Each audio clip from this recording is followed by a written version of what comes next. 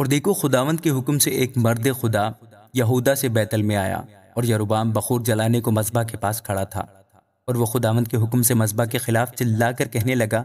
اے مذبح، اے مذبح، خداوند یوں فرماتا ہے کہ دیکھ، داؤد کے گھرانے سے ایک لڑکا بنام یوسیہ پیدا ہوگا، سو وہ اونچے مقاموں کے کاہنوں کی جو تجھ پر بخور جلاتے ہیں تجھ پر قربانی کرے گا، اور وہ آدمیوں کی ہڈیاں تجھ پر جلائیں گے۔ اور اس نے اسی دن ایک نشان دیا اور کہا، وہ نشان جو خداوند نے بتایا ہے یہ ہے کہ دیکھو مذبح پھٹ جائے گا اور وہ راکھ جو اس پر ہے گر جائے گی۔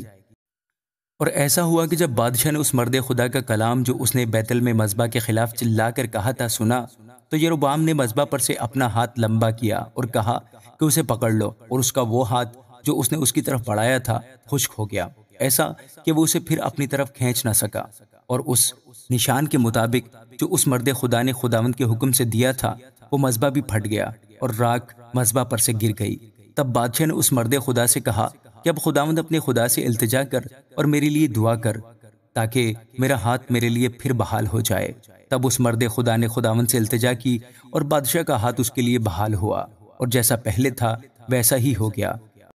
اور بادشاہ نے اس مرد خدا سے کہا کہ میرے ساتھ گھر چل اور تازہ دم ہو، اور میں تجھے انعام دوں گا۔ اس مرد خدا نے بادشاہ کو جواب دیا، اگر تو اپنا آدھا گھر بھی مجھے دے تو بھی میں تیرے ساتھ نہیں جانے گا، اور نہ میں اس جگہ روٹی کھاؤں اور نہ پانی پیوں، کیونکہ خداوند کا حکم مجھے تاکید کے ساتھ یہ ہوا ہے کہ تو نہ روٹی کھانا، نہ پانی پینا، نہ اس راہ سے لوٹنا جس سے تو جائے۔ سو وہ دوسرے راستہ سے گیا جس راہ سے بیتل میں آیا تھا، اس سے نہ لوٹا۔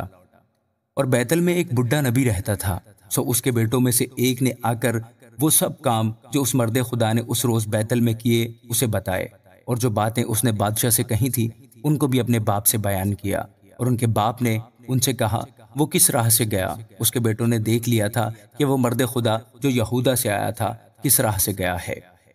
سو اس نے اپنے بیٹوں سے کہا، میرے لیے گدھے پر زین کس دو۔ پس انہوں نے اس کے لیے گدھے پر زین کس دیا، اور وہ اس پر سوار ہوا اور اس مرد خدا کے پیچھے چلا اور اسے بلوت کے ایک درخت کے نیچے بیٹھے پایا۔ تب اس نے اس سے کہا، کیا تو وہی مرد خدا ہے جو یہودا سے آیا تھا؟ تب اس نے اس سے کہا، میرے ساتھ چل اور روٹی کھا۔ اس نے کہا، میں تیرے ساتھ لوٹ نہیں سکتا اور نہ تیرے گھر جا سکتا ہوں، اور میں تیرے ساتھ اس جگہ نہ روٹی کھاؤں نہ پانی پیوں، کیونکہ خداوند کا مجھ کو یوں حکم ہوا ہے کہ تو وہاں نہ روٹی کھانا، نہ پانی پینا، اور نہ اس راستے سے ہو کر لوٹنا جس سے تو جائے۔ تب اس نے اس سے کہا، میں بھی تیری طرح نبی ہوں، اور خداوند کے حکم سے ایک فرشتہ نے مجھ سے یہ کہا کہ اسے اپنے ساتھ اپنے گھر میں لوٹا کر لے آ، تاکہ وہ روٹی کھائے اور پانی پیے، لیکن اس نے اس سے جھوٹ کہا۔ سو وہ اس کے ساتھ لوٹ گیا اور اس کے گھر میں روٹی کھائی اور پانی پیا۔ اور جب وہ دسترخوان پر بیٹھے تھے تو خداوند کا کلام اس نبی پر جو اسے لوٹا لایا تھا نازل ہوا، اور اس نے اس مرد خدا سے جو یہودا سے آیا تھا چلا کر کہا، خداوند یوں فرماتا ہے، اس لیے کہ تو نے خداوند کے کلام سے نافرمانی کی اور اس حکم کو نہیں مانا جو خداوند تیرے خدا نے تجھے دیا تھا، بلکہ تو لوٹ آیا اور تو نے اسی جگہ جس کی بابت خداوند نے تجھے فرمایا تھا کہ نہ روٹی کھانا نہ پانی پینا، روٹی بھی کھائی اور پانی بھی پیا، سو تیری لاش تیرے باپ دادا کی قبر تک نہیں پہنچے گی۔ اور جب وہ روٹی کھا چکا اور پانی پی چکا تو اس نے اسی کے لیے، یعنی اس نبی کے لیے جسے وہ لوٹا لایا تھا، گدھے پر زین کس دیا۔ اور جب وہ روانہ ہوا تو راہ میں اسے ایک شیر ملا جس نے اسے مار ڈالا، سو اس کی لاش راہ میں پڑی رہی، اور گدھا اس کے پاس کھڑا رہا، اور وہ شیر بھی اس لاش کے پاس کھڑا رہا۔ اور لوگ ادھر سے گزرے اور دیکھا کہ لاش راہ میں پڑی ہے اور شیر لاش کے پاس کھڑا ہے، سو انہوں نے اس شہر میں جہاں وہ بڈھا نبی رہتا تھا یہ بتایا۔ اور جب اس نبی نے جو اسے راہ میں لوٹا لایا تھا یہ سنا تو کہا،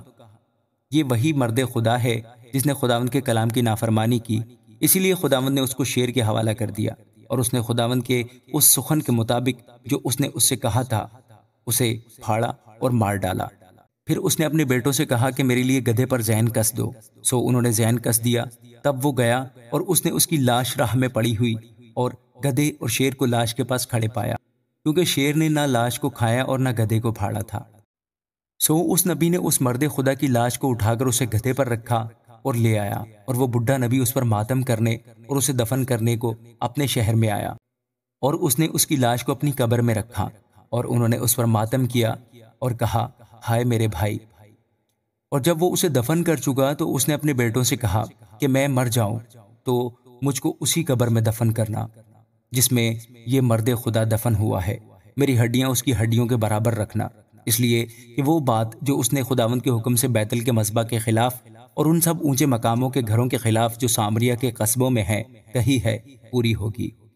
اس ماجرا کے بعد بھی یروبام اپنی بری راہ سے باز نہ آیا، بلکہ اس نے عوام میں سے اونچے مقاموں کے کاہن ٹھہرائے۔ جس کسی نے چاہا اسے اس نے مخصوص کیا تاکہ اونچے مقاموں کے لیے کاہن ہو، اور یہ فعل یروبام کے گھرانے کے لیے اسے کاٹ ڈالنے اور اسے روئے زمین سے نیست و نابود کرنے کے لیے گناہ ٹھہرا۔ آمین۔